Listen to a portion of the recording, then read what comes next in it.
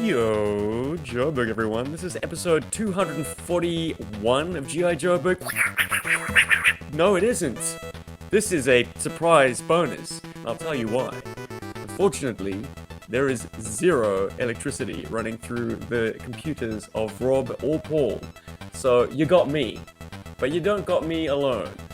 Because I've just recorded the most epic podcast celebration with the fellas from Talking Joe, and they are all currently, or the current co-hosts at least, are all currently in my box down below. So I'm going to add into the chat Mr. Tim Finn. Oh wait, I got to do my... Oh, yes. Caught him by surprise. Hi Steve, hello GI Joburg. Hello Tim, we've got GI Cordray.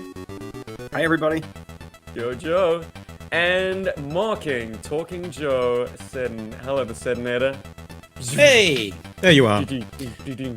So we have just said goodbye on one podcast and jumped onto a second. There is no agenda. I just thought I'd have perhaps three of the sharpest minds in GI Joe just chat with me for a bit.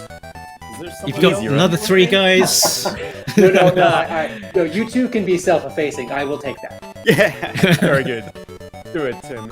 So, without giving away any spoilers, I think you all acquitted yourselves very well in the 150th episode of Talking Joe. It was, in fact, an epic quiz featuring not only these three gentlemen and myself, but former co-hosts Diagnostic Eddie, Chris McLeod, and Chief Doggy Dog, Stride. So if you're familiar with Talking Joe, you will know these criminals. Check out the episode. It should be live any day now, I assume, Mark? What's your release schedule, buddy? We'll probably leave the video up, and then the audio podcast will be out on a Thursday, as usual. Oh, of course. Well, you don't have to wait then. I mean, the video is actually, as it stands, on YouTube. So check out the Talking Joe YouTube channel. But gents, thank you, firstly, for jumping onto my show and at absolutely no notice whatsoever. This was a joke that I pitched 5 minutes ago. Well, we just live streamed for 2 hours and 3 minutes, and Steve said, "I gotta start my show at the turn of the hour." And I said, "Well, we could just keep talking and be guests on your show if your regular hosts aren't available." And then he said, "Okay." Well, I believe his phrase was, "I'm going to call your bluff." Yeah, well, I was going to say, I'm kind of known for calling people's bluff, and that's how I wound up getting married, actually. I called her bluff, and she said yes, I guess. That's actually, if I had a GI Joe action figure, that would be my code name, Bluff Call. It's like better than fail safe. If I was a vehicle, maybe the vehicle would be the Bluff Caller, right? It's like, coming over the hill, it's the Cobra Bluff Caller with 4 firing missiles and real turning tranks. Well, Larry, figure nitpicker included. That's right, nitpicker included. We codenamed one of our guests Nitpicker. Oh yes. Well, hey man, what's a good comic talk without a few nits to pick? And now that I'm a little bit older, like I see that's really the joy of it, because absolutely, they can't be responsible for picking up everything. So these little nuggets, they're actually a little Easter egg to folks like us that love to overanalyze the content. You know, Mark said this during the stream that we were just on, during my round, which was all based on Snake Eyes in Real American Hero, and he said, "Wow, looking at all these old images really makes me want to go back and reread those." And you know, like you said, with the issues now that we do, you know, what they do with the ARAH and that we do with the Devils do, we really do go in depth. And yeah, I'm like, I would love to go back and do those early issues, you know, and just really delve into those, because, you know, we go through and we find a lot of images like for the videos and stuff. So I feel like in one way I've kind of reread a lot of that stuff in the last couple of years, but it's not really the same as actually going and rereading it all and you know, re-experiencing it, because a lot of it I haven't. But when you go back and you look at it, like the panel that we used of the grenade falling from Quinn's hand, I mean, it was just so iconic. to me, and I remember as a kid reading that and it being like a grenade falling from a dead man's hand, and you're just like, wow, what the hell am I reading? You know, I'm like 8 years old or something, you know, and I'm like, gosh, this is some serious shit. Pardon my language, but Well, yeah. if you retread that ground, I'll be sure to re-listen, because that material is evergreen. Evergreen in terms of going back to the well and rereading it, but also evergreen in terms of reopening discussions about it. I'd say, yeah, every GI Joe podcast or show or YouTube channel needs to cover that run, that original ARAH Yeah, run. it's like when we talked about issue 21. We, you know, Chief and Ben talked about that back in the day, and then we've recently sort of recovered it almost twice. Once when we talked to Gene about his original art collection of the original pages, and then again with Billy Penn and yourself, Steve, when we were talking about his reproduction of of making motion. it, that stop motion amazing video that he did. And so I sort of feel like you know, I've been going over that material many times, as well as just, you know, reading it. I can, you know, anytime I get, you know, the chance to read it, I'll just reread it. And, you know, there's always new thoughts coming out. Like, you know, when you asked that panel of Storm Shadow reaching down to touch Scarlet's, you know, cheek, what's he actually thinking there? It's like, yeah, I've not thought about that exactly, you know, explicitly Remind before. You know, me, so it's Mark, always, did you imagine it was sort of a more sexualized gesture when Storm Shadow reaches for Scarlet, or is it more like, I got you, my girl, you're not going anywhere? Yeah, I said it was, I sort of read it as being a sort of slightly, you know, showing compassion, caring for Scarlet's well-being, sort of, you know, maybe tipping his hand a little bit, that, you know, maybe he's not such a bad guy, that he is showing concern. That's a good way to read it. Yeah. Complex. All of this stuff, the comics, the show, the toys, all the stories particular have a different resonance as A, we age, and B, the culture changes around us. So that panel of Storm Shadow reaching for Scarlet, you know, if you read that when you're 10 or 12 at the time, and there's only a year and a half or 2 years worth of GI Joe at anything in existence, you know, it's like you think about Star Wars. Like I think sometimes about, you know, with all the Star Wars that we have right now, so movies and then particularly on Disney Plus, I often think about what it was like for us between 77 and 80, and then 83, and then 84, 85, when it was just one movie and one novel, or two movies and this comic that's weird. Just those three movies, just those three movies, and like, you know, 7 good minutes out of a 2-hour TV special. And a comic strip that you might have caught if you were in the right city. Right. So GI Joe, also in this era of like media and interconnectivity, not only are we all older as fans, and so we might have a different reaction. Like a lot of GI Joe stories will have a certain kind of twist ending, and as a kid, maybe I would find that really novel or slightly disappointing, because it's not about someone getting their comeuppance. It's about someone getting away, or someone letting something go. And as I've gotten older, I find those endings more interesting. And then with all this interconnectivity, I can immediately talk about that with my 2 co-hosts or other people all over the internet, or I can blog about it and get those feelings out. Whereas, you know, in 1986, if I read, you know, like the end of Special Missions 4, like that final panel, it's kind of like the final panel of issue 2, not Special Missions 2, issue 2.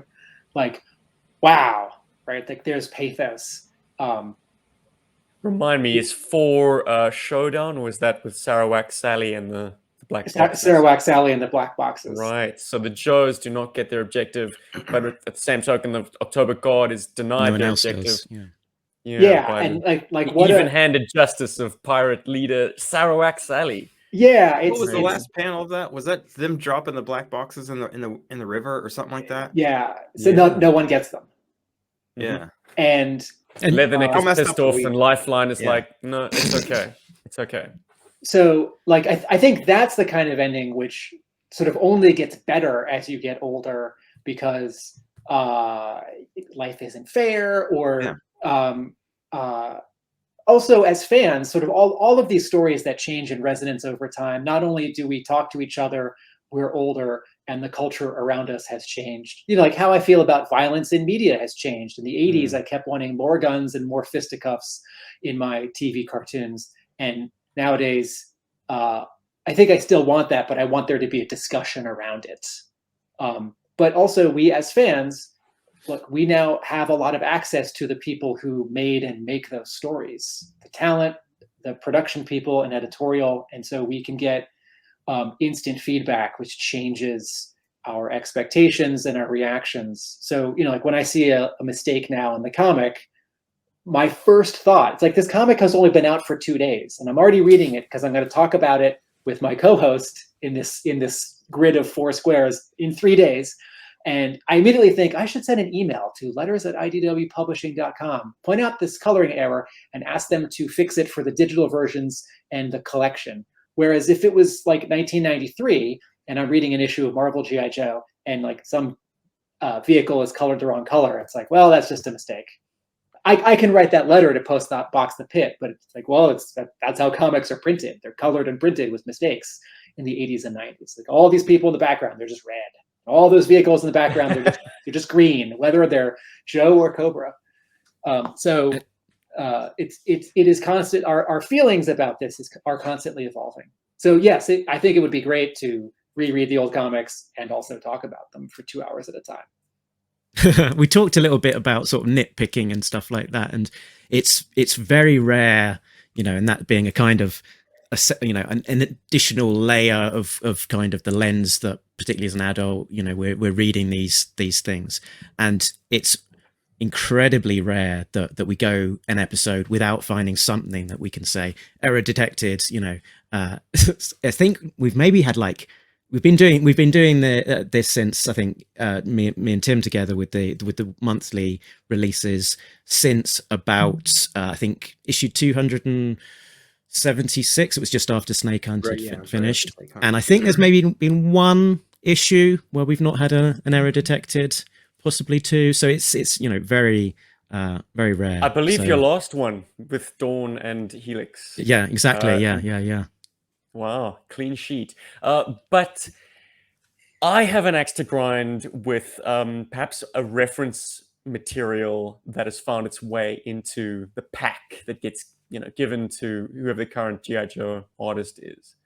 I know what you're going to say. Oh, well, let's have it, Mark. You're going to complain about the Aspid. Bang. Yeah. Well, I take objection to the fact that Aspid has kind of entered the public consciousness as the name for that helicopter, because I do believe that sprang from a custom toy.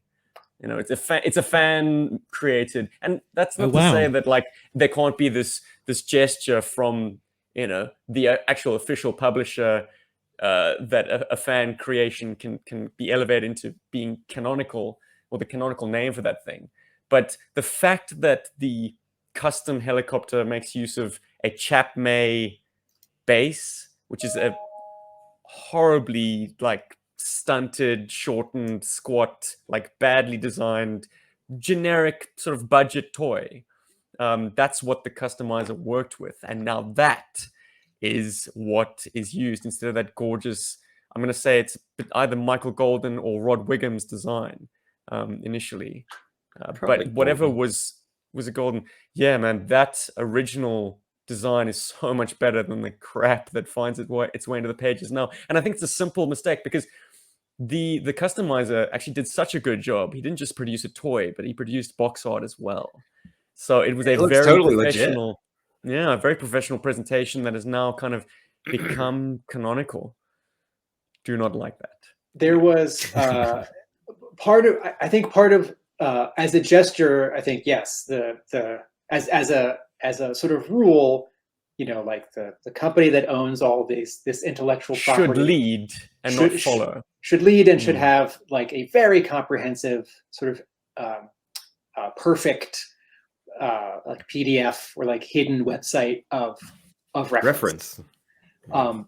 But in this newer era of interconnectivity, right? The publishers are sometimes leaving a lot of decisions up to their staff artists and their freelancers, and so we give GI Joe or IDW a hard time. Yeah. How Yeah, so beautiful It's from the is that? yearbooks. It's awesome. Your book too. So we give them a hard time when they're not perfect, and perfect is hard. And as we say, GI Joe is a particularly challenging brand because of all these characters and costume bits and accessories and vehicles and names and changes. But even Marvel, like there was that occasion like 5 years ago where was it Mike Deodato? Someone drew, I want to say, a pinup or a cover for a character, and I want to say it was Kate Bishop, but I could be misremembering this. And I think drew this into something official. And I don't know if it was like online and gonna be published or now appeared in print, but it was actually a fan's sort of invented costume for this character, which looked, in terms of fan art and then also in terms of a costume design, so legit that if you just Googled whatever that character's name was and maybe the word costume, like it came up and you'd sort of think like, oh yeah, that must be their costume. Because there are like a million versions, there's a million versions of Cobra Commander or Snake Eyes, there's a million versions of Wolverine.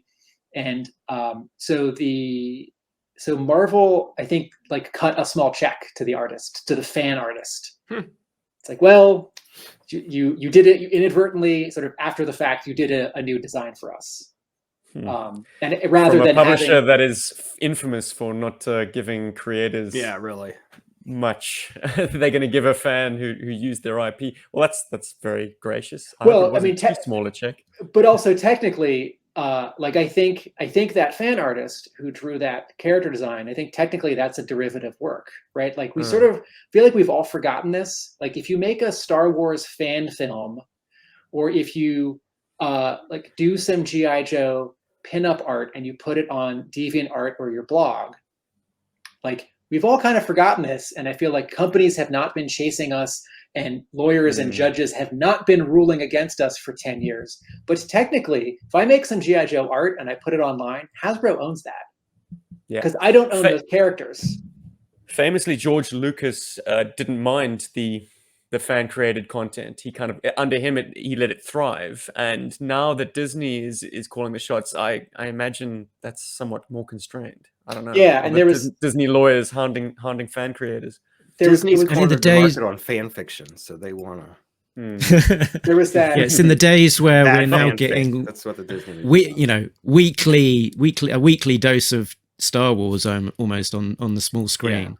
So it's very written different as well. But like when you go to a convention and there are 24 exhibitors selling $20 prints of Pokemon characters and Nightwing and Transformers, whether they're like meeting or whether they're sort of in official costumes or whether it all looks like it could be official if this person were just hired. Like all of that is technically still not allowed like, legally, right? But was it maybe 2003 when Paramount sent out a cease and desist to a bunch of Star Trek fan websites? There were some fans who had been making like fan fiction, and it all got shut down at the same time. And the comparison was Star Wars fan films, which were being allowed to sit on the internet. This is like 2001, 2002, when there weren't very many, they weren't very long, and because there weren't very many, they sort of got more attention. And as a legal comparison, I'm not a lawyer, but as a legal comparison, if you can stay consistent, if like whether it's Paramount or sort of every company, if you always go after the fan who's treading on your intellectual property, then you maintain the like you've drawn the line. It's like no, when we make it, it's real. When you make it, it's not real. And yeah, thank you. But like Nintendo and Lucasfilm, all these companies realized that either they would alienate fans, or if they went along with it, it was only benefiting them. And like when I was a student, I made like a Transformers 25-second animation for one of my homeworks, And I thought it was amazing. And I knew I'd done a better job on it because it was Transformers, so I cared that much more. And my teacher said in his comment, don't use copyrighted characters. Make up your own stuff. And Ouch. my feelings were hurt, but he was right. And I now the shoe's on the other foot.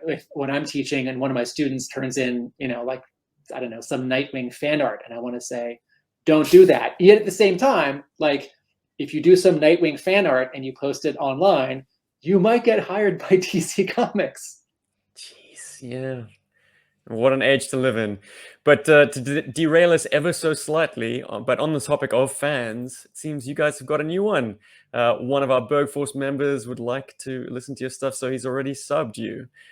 Thank you, Bob.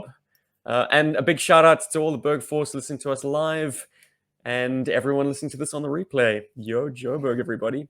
Now, on GI Joburg, we talk comics, we talk films, we talk animation, we talk games, but first and foremost, we're all about the plastic. All about the plastic. And if we're going to get totally superficial, I'd love to know from each of you, what is your favorite figurine and vehicle? Mark, you want to kick us off, man? Ooh. I'm on the hot seat. Let's Your go. G.I. Joe Okay, so I'll identikit. start- Has no one ever asked you I'll this go- before? Yeah, but it's one of those things where you can potentially come up with a different answer every time as well. So At precedent, so man, be consistent. so vehicles, I've definitely got a hovering sort of top 5 there that sort of probably changes. Does it every help if we so split up the often. factions? I Favorite Cobra? maybe favorite I like. Joe? I'm always drawn to the very grounded kind of the vehicles and characters that slightly less fantastical. So I can see the tomahawk behind you. So that was probably my favorite aerial craft because very grounded, feels very real world, but also in terms of playability, just so much play value there that transporting your figures around. Similarly, I quite like the warthog for that aspect of having those brilliant sort of doors that pop open and all of the figures that you can get inside. So maybe I'm saying those in my certainly 2 of my top 5. Would it edge the tomahawk a little bit closer to the top over the warthog if I say that you can play with the tomahawk while standing up, whereas the warthog you're on all fours going. I'd always, as a child playing, that's how it would be. It would be on the bedroom carpet, sort of. Nice. Moving. We're not getting any younger. About. Being able to stand up and play with the tomahawk, that's my speed these days. days. my classic GI Joe era, and let me just grab some reference to this. Oh, gee whiz. We've uncorked him, ladies and gents. So that kind of initial kind of articulated era of Action Force when they were all coming out. So that's like sort of, I guess, the wave 2 of the sort of the Joes and the Cobras. So the likes of this is like the classic Cobra lineup there. Yeah. No Baroness. So these are my guys. Baroness is. Oh, she's there. Here. Okay, yes, very good. And so probably Firefly is my favorite Cobra. And these are the Joes in my mind. The top ones. That's my kind of. Did you circle Junkyard? Like it's like I want the dog. Yeah, these are my guys. So probably number 1 on that is Martin Junkyard actually. My top pick. Are you a dog person, Mark? Yeah, I'm a dog guy. But yeah, I don't know if that was the favorite thing about Martin Junkyard. I think Martin's just got this distinctive look to him. He came up with this cool, handheld. What can't remember what is it? It's a Mac 10, I think. 10. Suppressed. Sort of like a suppressed Mac 10 and this cool gloved hand, and he had this helmet that was very stylized and looked good with it on or off, and he had the muzzle as well. Yeah, easily the highest accessory count from his series. Yeah, and very very easy to lose accessories as well. So He had the little truncheon as well, A little truncheon with a loop with a hoop on the end. Yeah. and a muzzle So- for the owner. What? How did you explain And that? but it Was looked a radio? crazy, but it just looked great. Mm, Yeah. good stuff. Good answers. GIJ toys. What was baby. the question? Your favorite plastic, man. Like, what was your favorite figurine and your favorite vehicle? Favorite figure, hands down, is 1985 Snake Eyes. Whew, vehicle's tough. I would have figured you for a beachhead kind of guy. To be Oh honest. no. That Really? Snake Eyes with Timber was just, that was like the perfect toy. I mean, that just, I don't know, something about it. I keep going back to the hovercraft. I love the whale Formidable. and the Sky Striker, but the hovercraft more. I think, I mean, it's not terribly practical, but it's just such a big bastard, and you can, yeah, I loved it. I wish I had an had the awareness of it hydrofoil. as a child, because I think as an adult, the impracticality has ruined it somewhat. But like Well. everyone who has a huge fondness for the whale typically have childhood memories. And if I think like child mind Steve, that thing would have been the best. It would have been just the center of every game. Oh yeah, mine was that, and really, I would say that the two things that I got the most play out of were the Terrordrome and the GI Joe headquarters, because I mean those were the bases, and everything revolved around them. I had one set up on one side of the room and the other set up on the other side of the room, and they were there for 8 years probably. Toys would, Did you enjoy vehicles would come playing- in and Nice. out and move, and figures would, but the bases were always there, and yeah. A point of It- departure. it- Did you it enjoy added a playing level like to the it. sort of the more I suppose in between moments, like briefings, debriefings, putting someone in the jail? Like, Yeah. was it all out battle all the time, or did you kind of enjoy the more? Oh no! For tranquil me, it was moments. more, and this is what we kind of talked with Brandon when he was on the show. Just like with the comic book, you would have a continuing story every month. Every time I played with my Joes, there was a continuing story. And when Characters die. And stay dead. and when I stopped to go to grandma's or whoever's house, if I could, I'd take a handful of them, and their part in the story would continue. Excellent. And then when I got back, it was just a continuing thing. Did you spread the focus quite evenly, or did you have your favorites who you played to? I would say I probably spread them out evenly, because for most of it you would need large number of figures. So it was like, okay, you got a big maneuver, you got 4 or 5 vehicles to fill up. It's going to take a lot of figures. As the line went on and we got more and more, I'm kind of like Mark. I like the more military ones. So you get more and more. You start to get guys like Except hit V2 and Snake run, Eyes. hit and run, and Leatherneck, and Repeater, and those kind of guys worked their way into the primary squadrons. And some of the brighter guys like the Airfoots and Barbecues and Lightfoots, and those guys stayed at the base. They never went out to the field much. Would you say your focus was like 70-30 GI Joe Cobra, or did you stay? I had it on all. those the whole time. No, but I'm saying in terms of your playtime, were you primarily playing the good guys, or did you kind of build up the stories concurrently? Oh, I would say 50-50.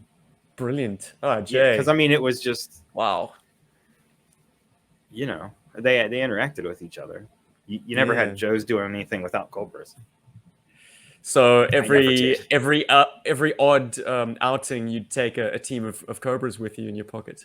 Yeah, Brilliant. probably. All right. Well, we could we could I talk was about your a play nut. times I for was- hours, man. But let's switch the focus up to Mr. Finn.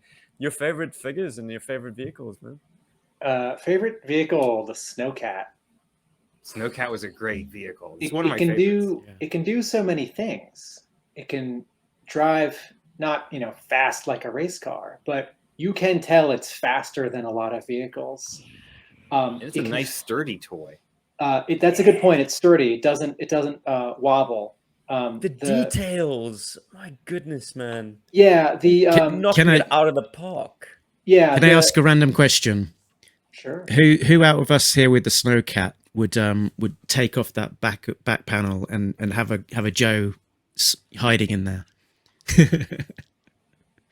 Oh, Most you mean spacious. under it? You mean under it? I thought you meant that space. There's the back panel that Steve has just taken off, and there's that little hollow inside that you can just about fit somebody inside. And if you were to close it up again and forget that you've done that, you could quite easily lose a figure for a few years until you do it the next time.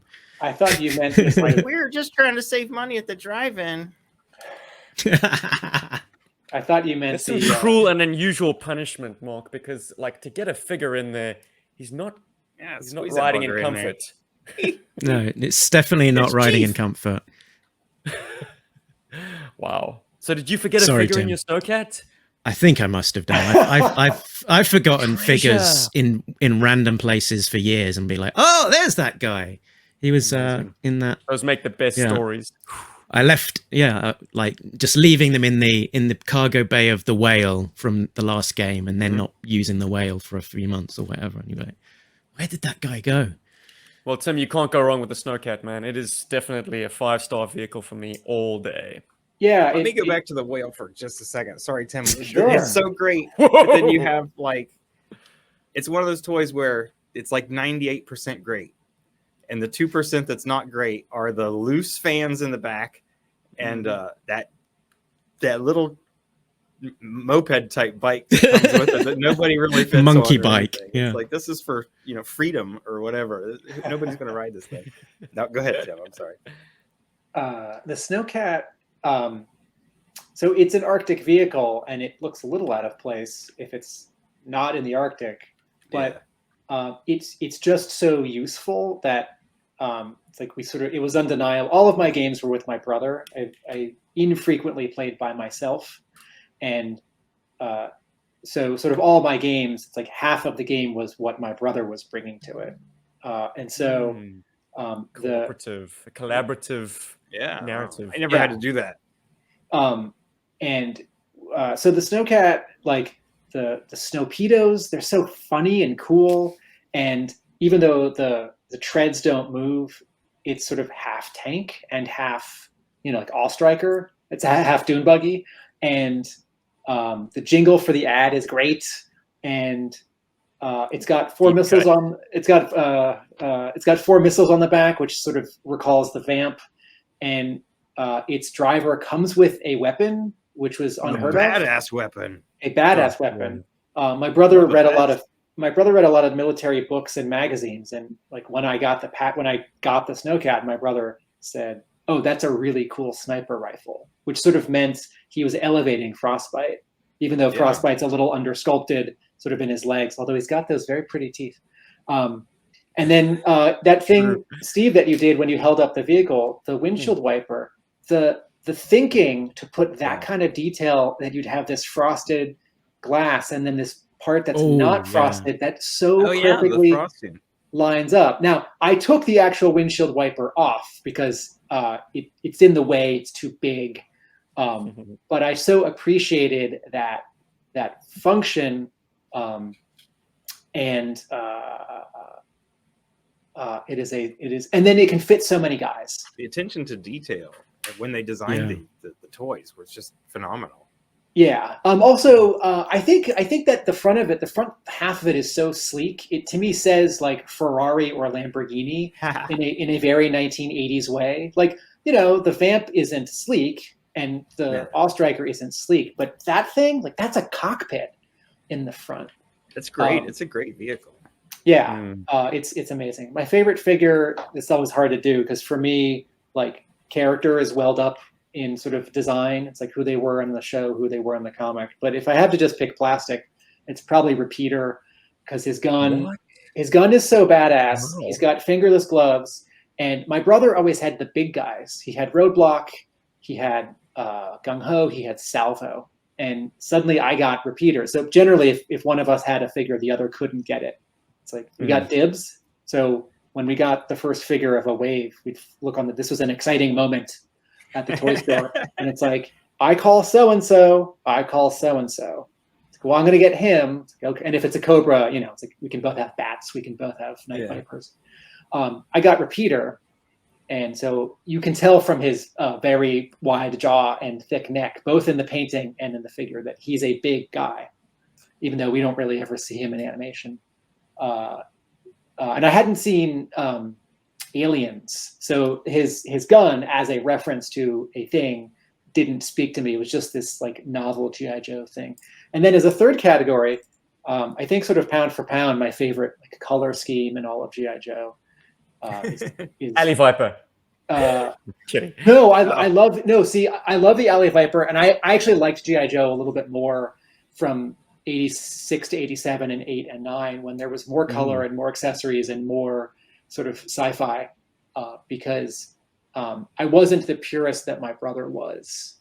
And even though certainly they got too colorful in science fiction later on, like I understand that 82 to 85 or 86, depending on like your flavor, like I understand that that is like proper G.I. Joe. But in terms of play, it's like there were more accessories and the accessories were getting more fun. Like Target comes with this jetpack that is so he can fly in space. So underutilized. I want to see a Spotlight issue that has a lone trans-atmospheric global, re-entry, global assault trooper, something like that.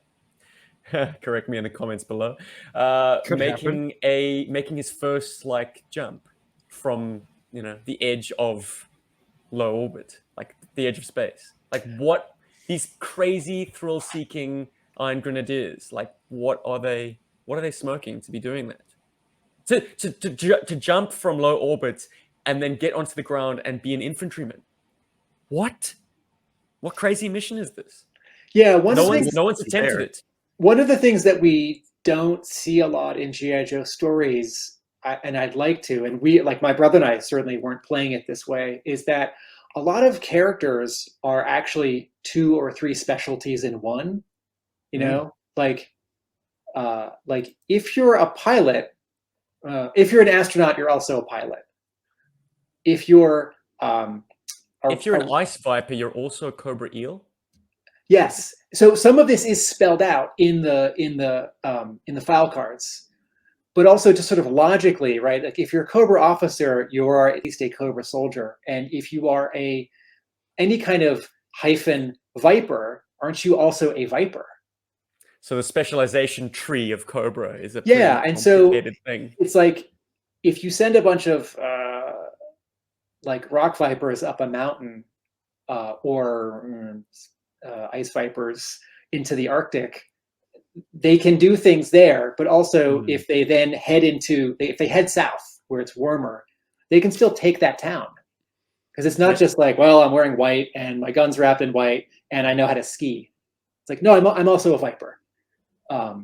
If a target lands and he takes his backpack off and he takes his helmet off and you hand him a machine gun, he's not like, what do I do with this? I only deal with laser pistol handcuffed to my wrist. Like that's not what the target said. To answer the question, I think my favorite color scheme in G.I. Joe is Python Patrol, because it's so gorgeous. It's so gorgeously spread across those vehicles figures. Or figures. No. The way that colors were chosen and used across that line. I don't just mean the pattern. I mean everything. I mean that it's not just gray but silver. That it's not just red, but like a dark red. That it's like that. This is a way to make yellow work. This is a way to make lime green work. Right? You offset it with other colors, and it does look and feel like snakes. And it's a way, like how could you like improve and redo Copperhead? Like his first color scheme is so amazing, and somehow they did, and then they gave him a gun. It's like, well, he didn't have a gun before, and then they gave an amazing package painting. And they gave him yellow panties. Okay, that Crimson Guard doesn't make sense, but that's okay. Like all of this is still like invented and a little silly, so it's not flawless, but Zartan's got pink sword. There's a Snake Eyes version 4 has pink swords, right? It's like you take the good with the bad. Well then, Tim, a follow-up question. What do you think of the Battle Android Trooper being added to Python Patrol for the Classified series? Have you seen the figure? I It's have kind of not. got okay. Well, Let I'd be me- interested to get your thoughts at a later stage, maybe, or Yes, if yes. you want to Google it.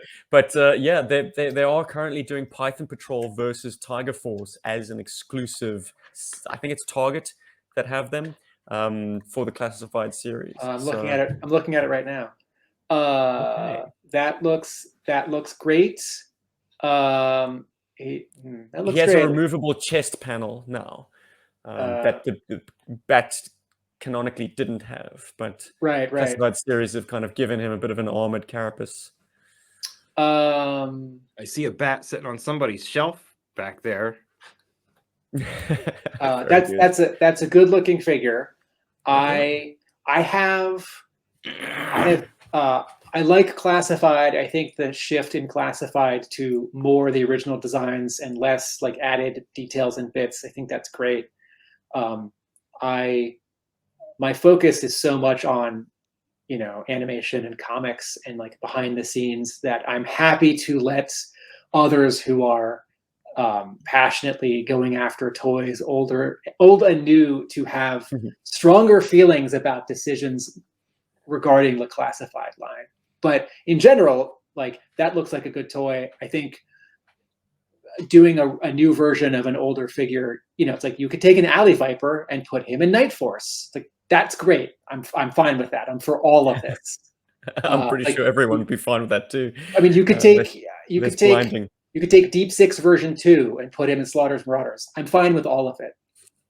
As long as it's more sort of like with the original colors in mind, like the Slaughter's Marauders. Was it the Toys R Us like exclusive in 2011 or something, or 2010, or was it a convention exclusive where there's Are a we lot talking a of vehicle or a figure? a figure pack? What am I thinking of? Oh yeah, the Lotus Mirrors. It was a convention exclusive, I think, and they included the Renegades as well. They had Taurus, Red Dog, and Mercer. Was it a box set? Yeah, it must have been a box set. What am I thinking of? Collectors Club. Was Look, there? I'm not au fait with exclusives. Let me just put that out there. Yeah. Wasn't there? There was some like Toys R Us pack around We've got 2010. Blue Brian and Sweeney in the chats. He's helping us out. BBTS figure pack exclusive. Does that Okay. ring a bell, Tim? Oh yeah. Big Bad Toy Store. Yeah, I mean, some of the my sort of larger point is that some of the modern color homages, when they're close and not right on, I notice it. Mm.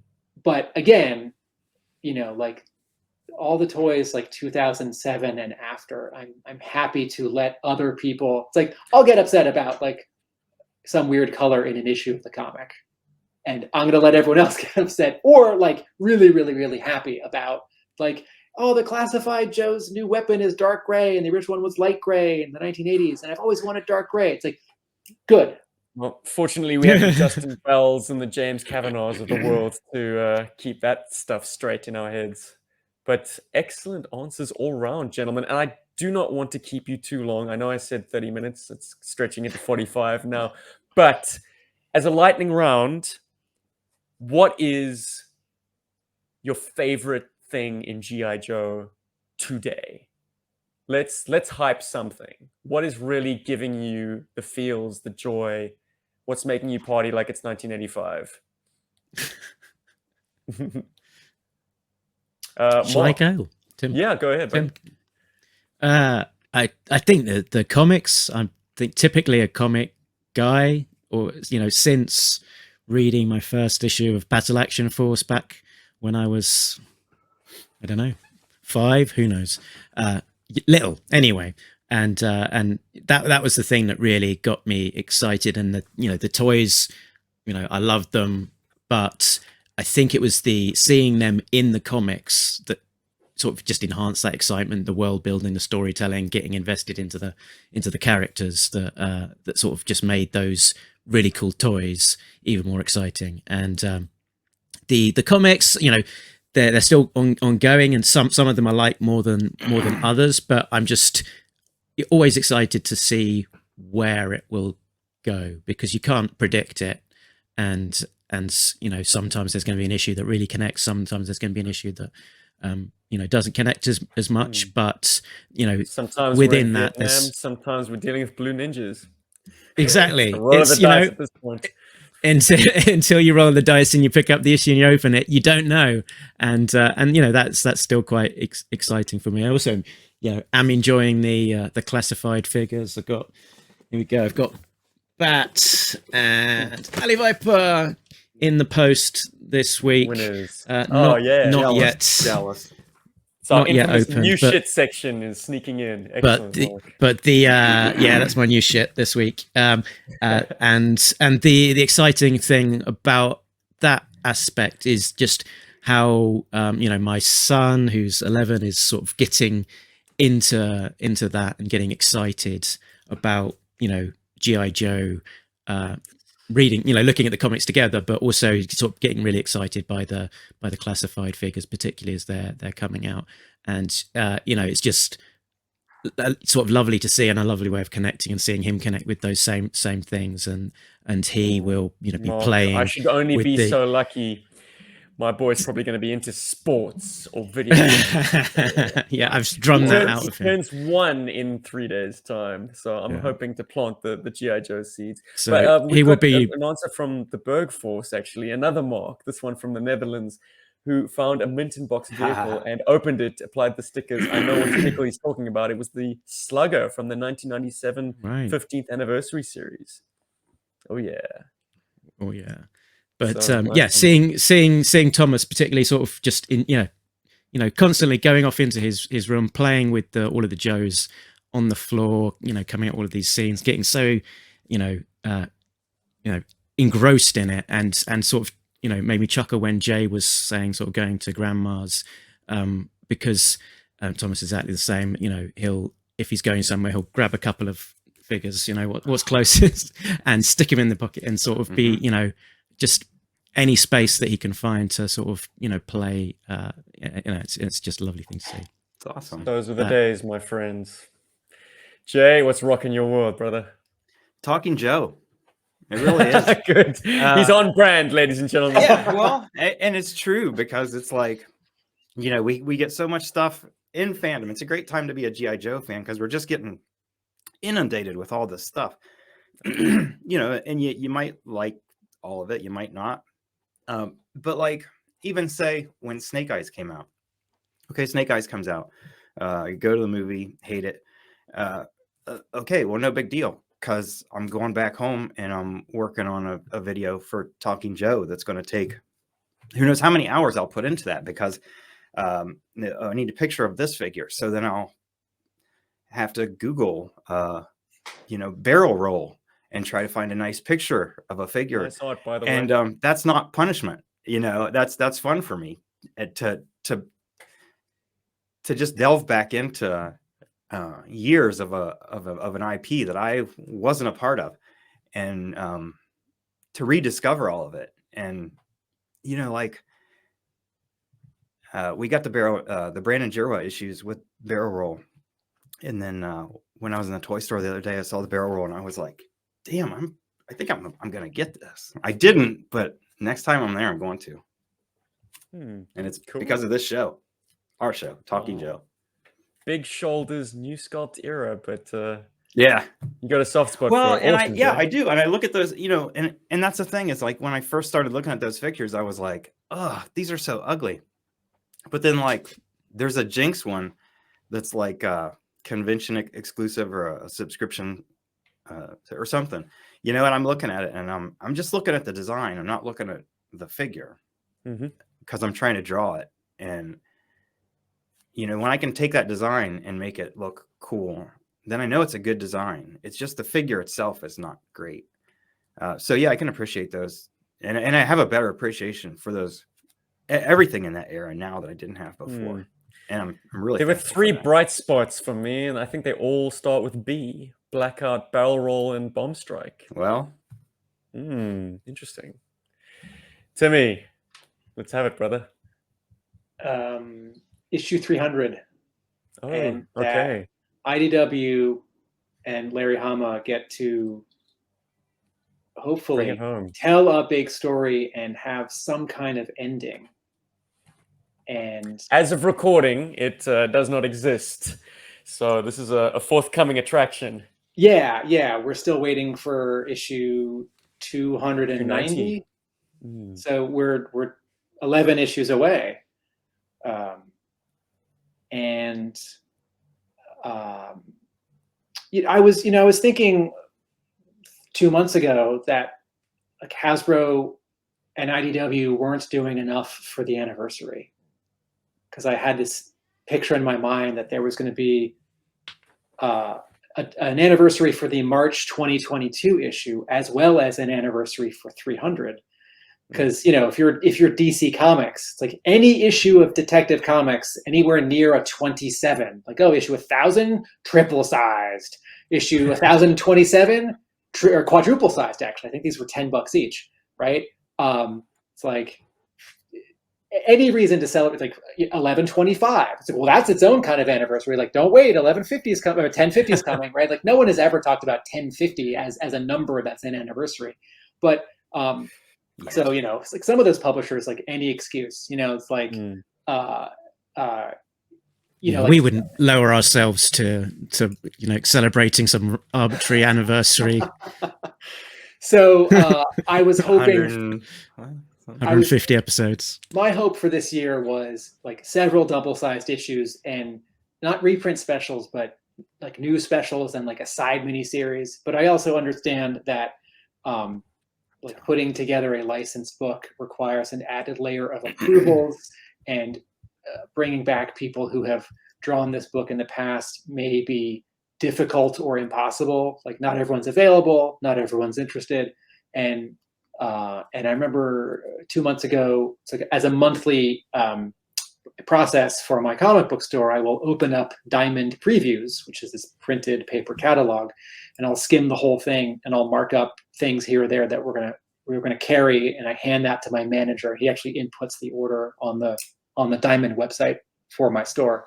And the first page of previews 2 issues ago was the cover of GI Joe #1, and it was this very modest IDW like celebrating 40 years Larry Hama GI Joe ad, and I thought, well, that's nice. I didn't know that there was any kind of sort of publicity for this. Like V-Stores 25 has a logo, and like Transformers 35th and 30th and 25th, and Transformers the movie like 25th. These all got little logos. Like, where's the GI Joe logo for the anniversary? And I want to be like forgiving here and open-minded. And I think for maybe Hasbro and IDW, the pandemic made planning a lot of this stuff very hard in terms of scheduling. It's like, is there a paper shortage? If we print this issue, is it going to ship on time?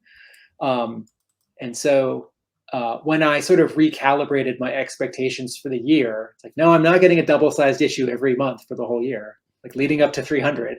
Like, IDW is not going to make a quadruple-sized issue, right? Like, Batman can carry that. People will buy a $10 Batman issue, but IDW reasonably probably assumes that like a double-sized issue that's sort of like $6.99 or something.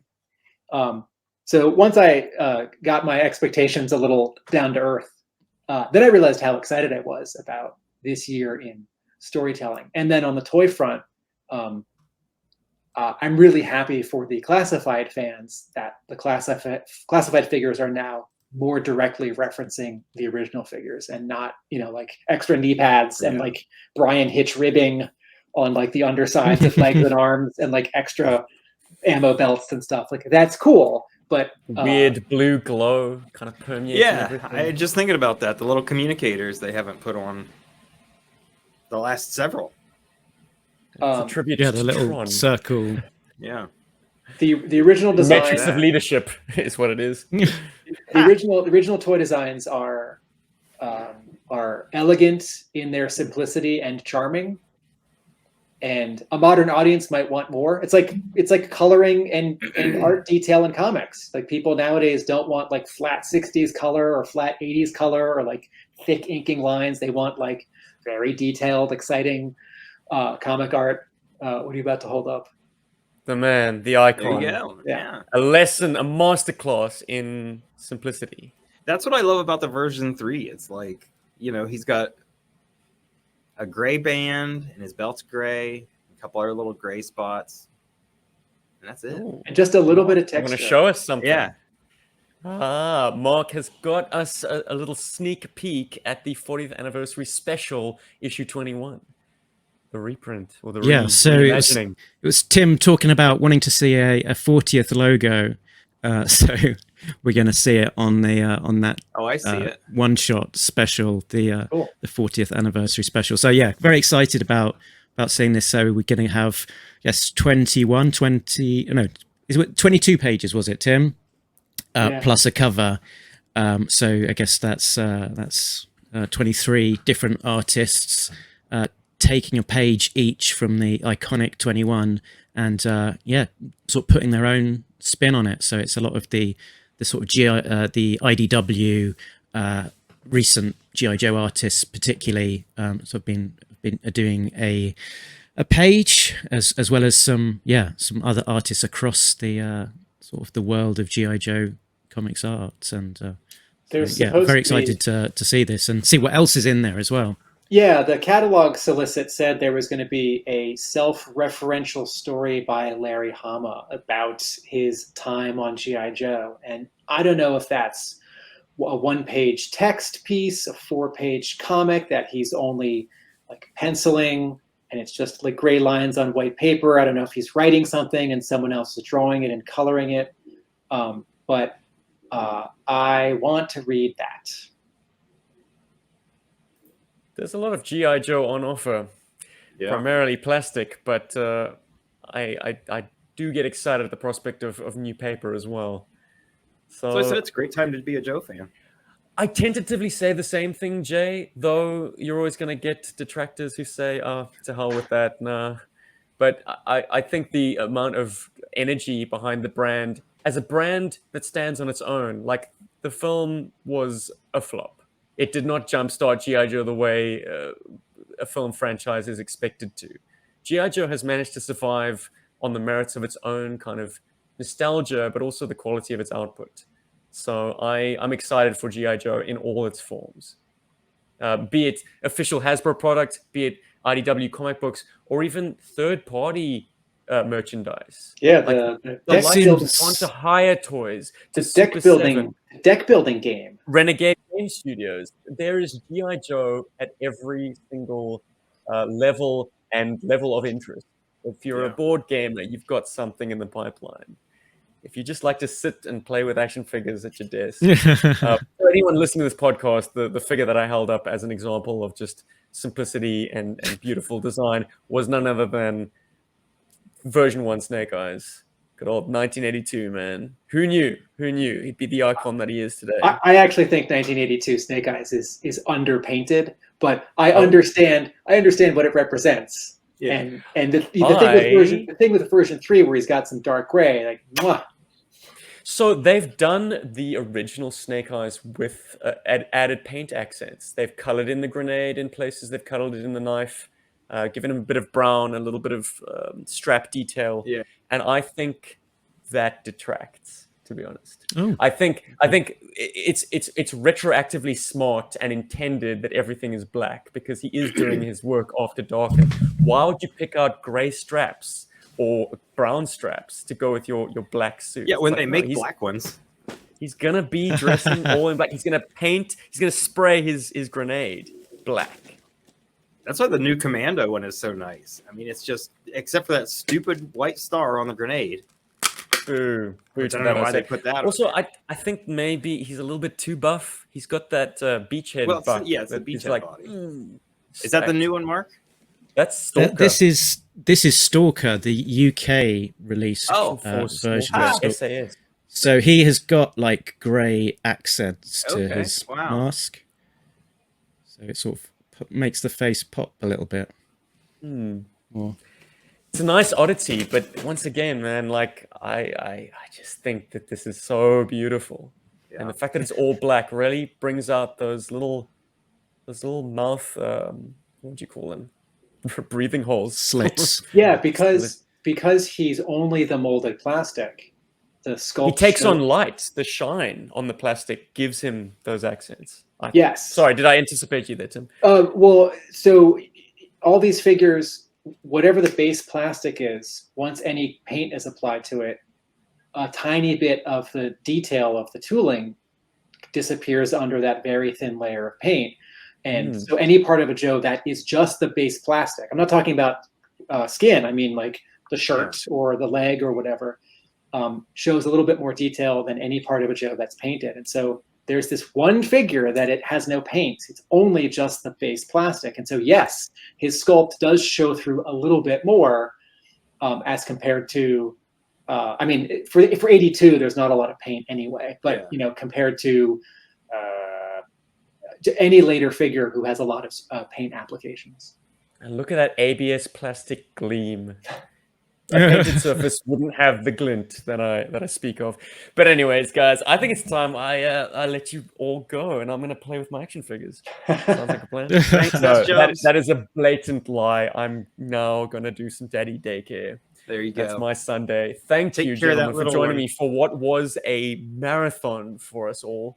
We did a full Talking Joe celebration, and you jumped onto GI Joburg for the after party. So I thank you. Thank you very much.